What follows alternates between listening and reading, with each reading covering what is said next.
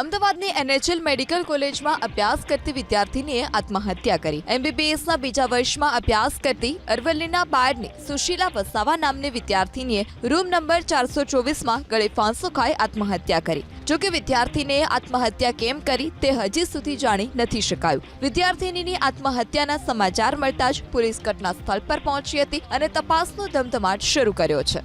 મૃતકના રૂમમાંથી FSLની ટીમે જરૂરી સેમ્પલને તપાસ માટે મોકલ્યા હતા તો મૃતકના મેન્ટરે પોલીસ સમક્ષ વિદ્યાર્થીની એકદમ સ્વસ્થ હોવાનું પણ નિવેદન આપ્યું છે। હાલ તો એલિસ બ્રિજ પોલીસે વિદ્યાર્થીનીના મોત પાછળનું કારણ જાણવા માટે વધુ તપાસ હાથ ધરી।